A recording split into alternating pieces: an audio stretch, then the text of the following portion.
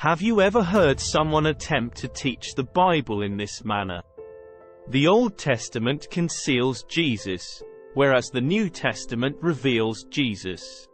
This means that every tale in the Bible is ultimately about Jesus in some way. Sometimes it's very clear, like in the narrative of Jonah or Abraham sacrificing his son. But what if I showed you one today that you might not have recognized? I'm referring to Noah's story. This story has the potential to be the greatest film of all time.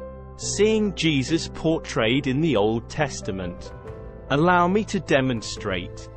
The first thing you should know is that Jesus is always the main character in every story. And the same is true of Noah's story. No way, no how. Clearly, Noah is the major character in the Noah narrative.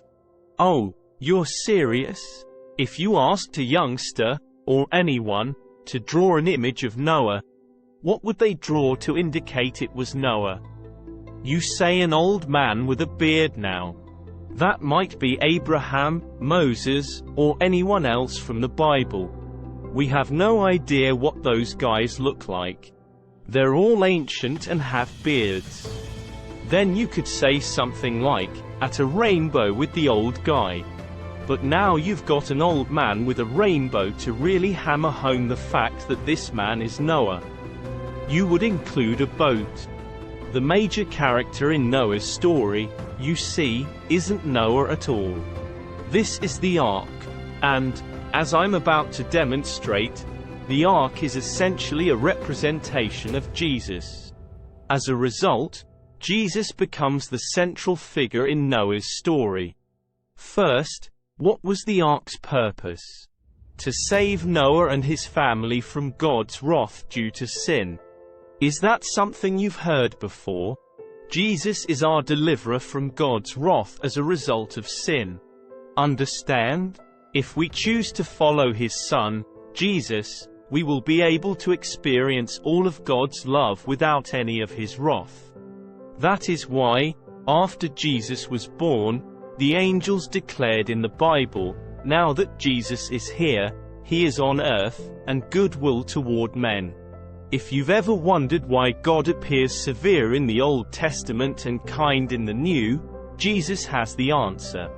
To appease God's anger on the cross. That's fantastic news. And if you want to argue that God's wrath was not fulfilled on the cross, read Isaiah chapter 53. But it only gets better from there. Make yourselves an ark of gopher wood, according to Genesis chapter 6 verse 14. Make rooms in the ark and cover it with pitch on the interior and outside. See what I mean? Gopher wood is non-rotting cypress, while pitch is tar. But it's worth noting that the term for pitch in this stanza is not the standard word for pitch. In the rest of the Bible, this term is rendered as atonement. The water, you see, was God's wrath, and not a single drop could pass through. Jesus Christ is the atonement for our sins, and no judgment can come to you via him. That's fantastic. But let us continue. Did you ever notice anything peculiar when you read the instructions God gave Noah to build the ark? God never instructed him to install a rudder, a steering wheel, or even a sail. I believe those items are crucial on a boat. So, what does this imply? It suggests Noah was powerless. This ship is being propelled by God. We should hand over absolute and full control, just as we do when we devote our lives to Jesus.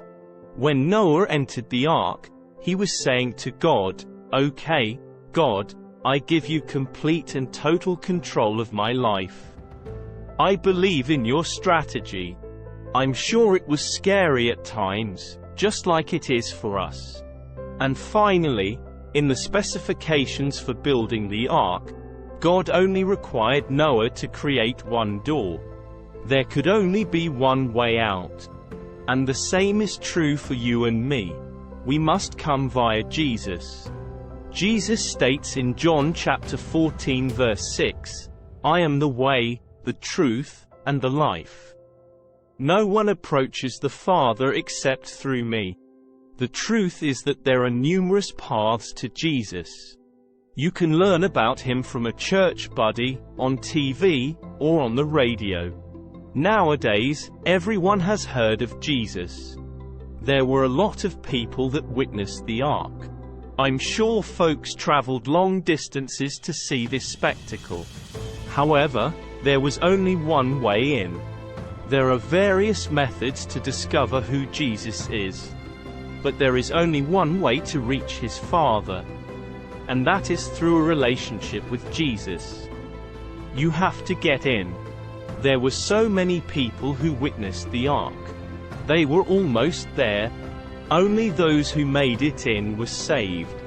Noah, you see, couldn't even close the door. It was done by God. There will come a day when the door is shut and salvation is no longer a possibility. That door, you see, can close in one of two ways. That door is closed if you die without adopting Jesus into your life. Alternatively, if Jesus returns before you accept him as your Lord and Savior, that door will be closed. I'm not sure which one will happen first for you, but it will happen. And if you haven't begun a personal connection with Jesus, you will be like so many others who watched as Noah and his family were rescued but they were not. But today, I'd like to encourage you.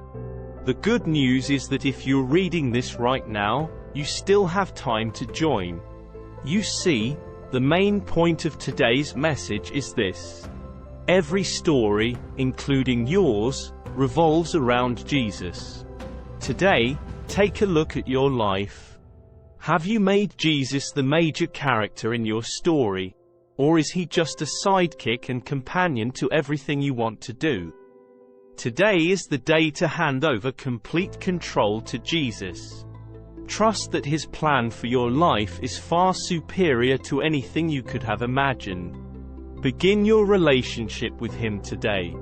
Because when your story becomes history, your story becomes his story.